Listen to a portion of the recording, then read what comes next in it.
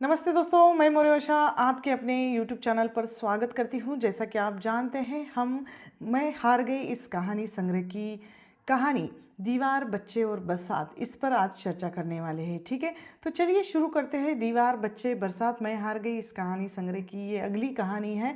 और इस कहानी को शुरू करने से पहले इस कहानी में जो प्रमुख पात्र हैं उसको हम देखेंगे। भग्गू भाभी हैं, शन्नो बीबी है, शैल है, भाभी हैं, इस तरह कुछ प्रमुख पात्र इसमें आते हैं। एक स्त्री की कथा है ये, और इस कहानी के केंद्र में भी स्त्री है।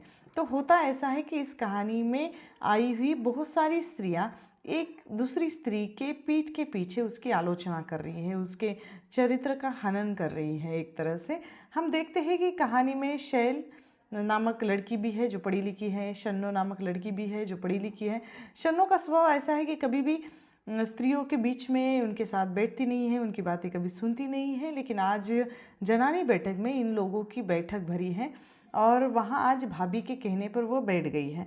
बरसात के दिन है, इस कारण सभी लोग अपने अपने घर पर ही हैं। सब लोग बैठकर सिर्फ भग्गू भाभी का इंतज़ार कर रहे हैं, क्योंकि भग्गू भाभी के घर के सामने एक स्त्री रहती थी जिसकी पड़ोसन, वो स्त्री घर छोड़कर चली गई है। लेकिन इन लोगों का कहना है कि वो भाग गई है। अब किसके साथ भाग गई है, क्यों भाग गई है, ये बहुत सारे जो सवाल इन स्त्रियों के मन में हैं, उन सवालों के जवाब जानने के लिए वो भग्गू भाभी को बुलाना चाहते हैं।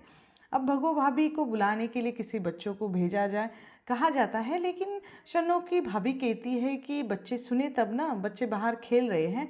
तब भग्गू भाभी पान चबाते हुए आती है। भग्गू भाभी के आते ही सबके चेहरे जैसे खुशी से खिल जाते हैं, उत्साह से भर जाते हैं। और भग्गू भाभी ने अपने 10 साल की लड़की को बाहर खेलने के लिए भेज दिया और गोद में खेल रहे बच्चों को उसने दरी पर सुला दिया।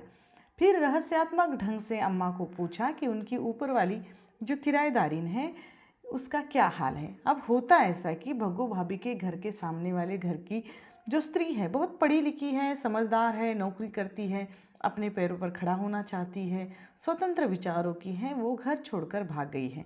यह बात मोहल्ले में ऐसी फैल गई है कि लोग उसके चरित्र पर उंगलियां उठा रहे हैं और कह रहे कि ये ज़रूर किसी न किसी के साथ भाग गई है। और भाग गई है तो क्यों भाग गई है, किस लिए भाग गई है, क्या कारण था इसके पीछे, ये सब स्त्रियां मोहल्ले की जानना चाहती है। आखिर ऐसा क्या हुआ है जिस वजह से इस स्त्री को भागना पड़ा।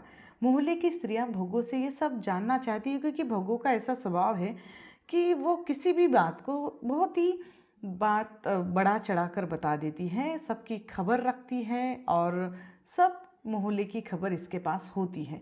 भग्गू उस स्त्री के बारे में कह रही है, एक बात होती तो बताती थी, या वो अम्मा को कहती कि अगर उस स्त्री के बारे में मैं एक बात होती तो बता देती ना आपको।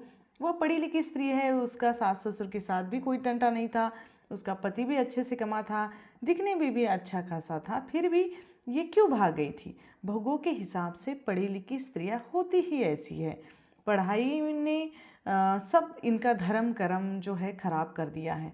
भग्गू के हिसाब से स्त्रियों ने पढ़ाई लिखाई जो इच्छा जो होती है जल्दी, इसके विरुद्ध जो होता है उसके अनुसार कि पढ़ाई लिखाई से अच्छा है कि वो जल्दी शादी करके अच्छा परिवार चलाए, अपना अच्छा परिवार संभाले। अम्मा पढ़ाने वाली या पढ़ने वाली लड़कियों की बाजू लेके भग्गू को डांटती भी है, कहते हैं कि पढ़ाई तो हमारी शन्नो भी करती है, शैल भी करती है, ये तो सब संस्कारों की बातें होती है। इस तरह की पढ़ने लिखने वालों की आलोचना करना अम्मा को पसंद नहीं है। और भग्गू के हिसाब से पहले ज़माने की लड़कियां इस तरह की नहीं होती थी, ऐसा नहीं करती थी। वह स्त्री भग्गू के रानी बीबी के पास वह आती थी या उसके पास कुछ पत्र लिखती थी, भग्गू की बातें को धुल जैसे पैदा करती हैं इन स्त्रियों में। सबको लगता है ऐसा ज़रूर कुछ न कुछ होगा जिस कारण वो स्त्री भाग गई है। बैठक में बैठी सब स्त्रियां जैसे सुनने में मज़ा ले रही हैं। और मोहल्ले की अगर बात की जाए तो मोहल्ले की एक स्त्री भाग गई है और सारा मोहल्ला बदनाम हो जाता है, ऐसा इनका कहना है। भग्गू अम्मा को कहती है कि उस स्त्री की माँ तुम्हारी किराएदार है, तुम तो जानते होंगे, तो जाकर उसे पूछिए कि उसकी बेटी क्यों भाग गई। ऐसा किसी को भी जाकर पूछना, और माँ को थोड़ी बता कर गई है। उसकी भाभी सुबह से रो रही हैं, वह स्त्री किसी के साथ भाग गई है या अकेली भागी है, ये भी प्रश्न किया जाता है। यह भी प्रश्न भग्गू भाभी को पूछा जाता है। भग्गू के पास निश्चित ऐसा कोई उत्तर नहीं है, लेकिन उसके अनुसार वह घर से तो अकेली गई है, पर बाहर कोई यार दोस्त तो ज़रूर होगा। वह साथ में भी कुछ लेकर नहीं गई है, गहने जेवर सब कुछ उसका जो कुछ था वो सब छोड़ कर गई है, और वो ये कह कर गई है कि किसी के उपकार के तले वह जिएंगी नहीं, खुद कमा कर खाएगी। बड़ी हिम्मत वाली वह स्त्री थी, लेकिन भगू भाभी का कहना है कि इसके जैसे बहुत सी हिम्मत वाली मैंने देखी है, कोई ना कोई ज़रूर होगा जिसके भरोसे पर ये गई है। स्पष्ट है कि कोई भी स्त्री अगर अकेली घर छोड़कर जाना चाहती है या जाती है, लोग कहेंगे कि ज़रूर उस स्त्री का कोई ना कोई मददगार होगा या उसके पीछे कोई ना कोई पुरुष होगा। समाज को ये जो घटना है या समाज का ये स्त्री पर भरोसा नहीं है। स्त्री अकेली अपनी ज़िंदगी जी सकती है, अपनी ज़िंदगी बिता सकती है। भगो भाभी के विचार बहुत दकियानुसी हैं। शन्नो की भाभी को लगता है कि आजकल बहुत सारी लड़कियां खुद कमाकर खाना चाहती है और खाती भी हैं। जो स्त्री भाग गई थी उसकी शादी उसकी उम्र के 25 साल में हुई थी। पहले तो ये शादी ही नहीं करना चाहती थी, लेकिन शादी के बाद रोज पति पत्नी में झगड़े होने लगे थे। शादी के पहले जिस तरह से मौज मस्ती करती थी वह अब नहीं रही थी। भगो भाभी की बातों से पता चल रहा था कि उस स्त्री का चरित्र अच्छा नहीं है, लेकिन असल में वह स्त्री अपने आत्मसम्मान के लिए भाग गई थी। वह नौकरी करना चाहती थी, पति नौकरी करने देना नहीं चाहता था। उसको रोज़ चिट्ठी आती थी, वह लिखती थी। कहने का मतलब है चिट्ठियाँ किसी पुरुष की नहीं आती थी, उसके पाठक वर्ग बहुत ज़्यादा था और वो ऐसे ही समाचार पत्रों में पत्र पत्रिकाओं में लिखती थी। तो एक लेखिका होने के नाते बहुत सारे पाठकों के उसको पत्र आते थे। उन पत्रों पर संदेह करने वाली ये जो अनपढ़ भग्गो है, इस वजह से पाठकों के पत्र आना और उस पर संशय करना, शक करना, भगो भाभी जैसी अनपढ़ स्त्रियां उन पत्रों को यार दोस्तों के पत्र कहकर उसके चरित्र का हनन करती है, उसके चरित्र पर कलंक लगाती हैं। इस कहानी में भगो भाभी उस स्त्री को दोष दे रही है। उसके हिसाब से पुरुषों को सभी रास्ते खुले होते हैं। स्त्री ने अपने पति की सेज सजाना या सेज का सुख देना और पुरुष को खुश रखना, यही उसका काम होता है। और पुरुष कहीं भी बाहर जा सकता है, लेकिन पत्नी नहीं जा सकती। सबके सामने वह उस स्त्री के लिए अश्लील शब्दों का प्रयोग भी करती है। जब शन्नू की अम्मा उसको डांटती है, कहती कि तुम जवान लड़कियों के सामने ऐसे शब्द मत निकालो, तो इसमें वो कहती है कि कोई ना समझ नहीं है। कुंवारा हुआ इसका मतलब ये नहीं है कि वो ना समझ है। भगो के जो कथनानुसार कि स्त्री का आदमी वह जो था वो बहुत अच्छा था। वह पति जाने के बाद तैयार होती थी, पति के रहते कामों में व्यस्त रहती थी, पति को समय ही नहीं देती थी, अर्थात उसका चाल चलन जो ठीक नहीं था। 1 महीने पहले एक स्कूल में उसको नौकरी लगी। पति ने मना कर दिया नौकरी करने के लिए, तो उसने कहा कि मैं नौकरी करूँगी, और इसी बात को लेकर उन दोनों में बहुत झगड़े हुए।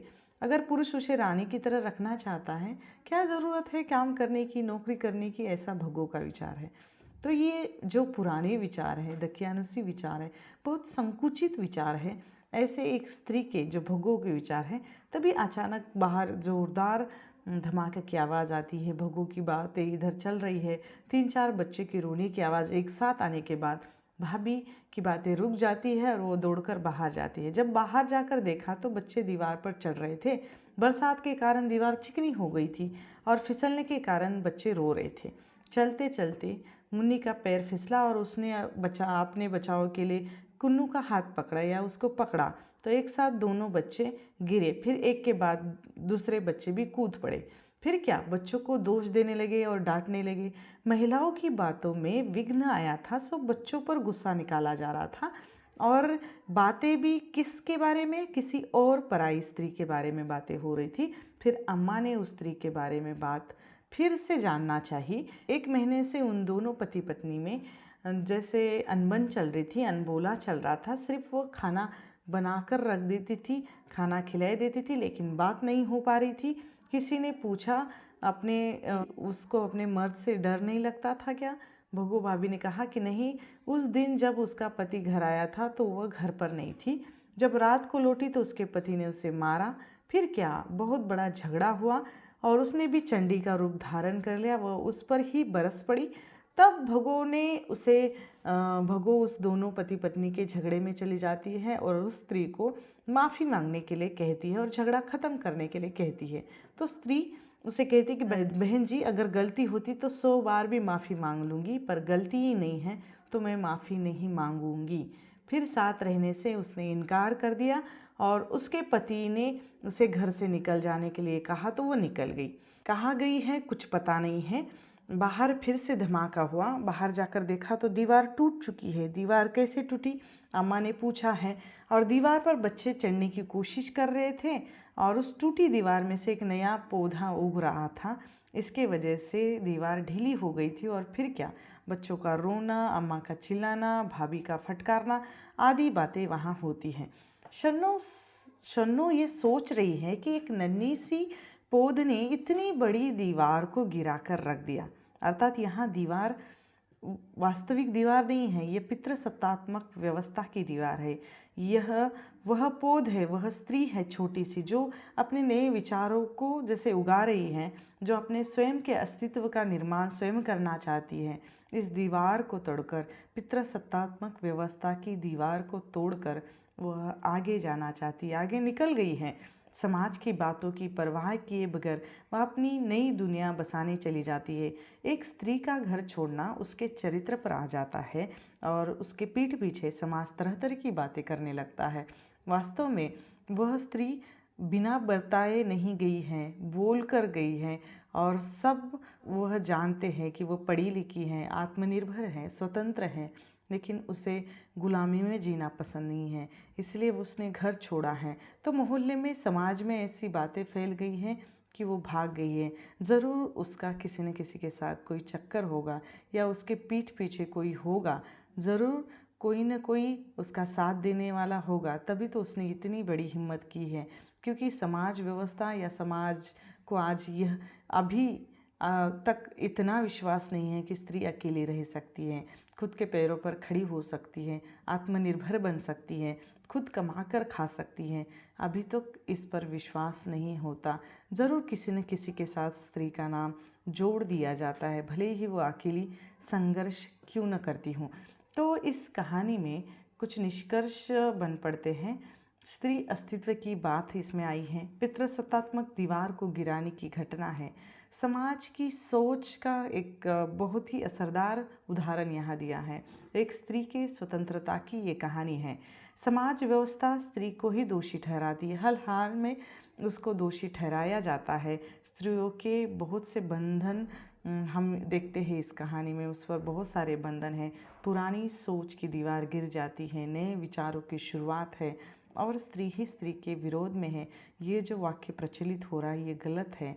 कहीं न कहीं स्त्रियां स्त्रियों के विरोध में बोलती हैं, लेकिन उसके पीछे एक सोच होती है जो पितृसत्तात्मक व्यवस्था की सोच है, जो उस पर हावी हो गई है। इसीलिए एक स्त्री दूसरे स्त्री पर उंगलियां उठाती है, उसके चरित्र का हनन करती है। ये नहीं देखती कि वो आत्मनिर्भर है, वो खुद रह सकती है, खुद अपने पैरों पर खड़ी हो सकती है। तो इस सोच को लेखिका ने इस कहानी के माध्यम से एक तरह से झकझोर कर रख दिया है।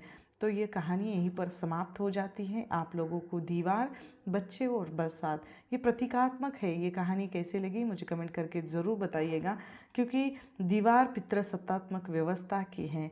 बच्चे बाहर खेल रहे हैं, जिन बच्चों के आधार पर स्त्रियां जो बंधनों में बंधी रहती हैं, और बरसात का कभी कुछ ठिकाना नहीं रहता, कभी भी बरसात कहीं पर भी बरस सकती है। तो बरसात भी प्रतीकात्मक है। बरसात का मतलब कभी कभी झगड़े के रूप में भी लिया जा सकता है, क्योंकि बरसात हो गई मतलब झगड़ा कभी भी हो सकता है, किसी के साथ भी हो सकता है। जहाँ विचार नहीं मिले वहाँ भी झगड़े हो सकते हैं। तो यहाँ एक प्रतीकात्मक रूप से, एक व्यंग्यात्मक रूप से लेखिका ने हमारी पितृसत्तात्मक व्यवस्था को चोट पहुँचाई है। तो ठीक है, तो यहाँ पर हम रुकते हैं। जल्द मिलेंगे एक नई कहानी में, एक नई वीडियो के साथ। तब तक के लिए धन्यवाद।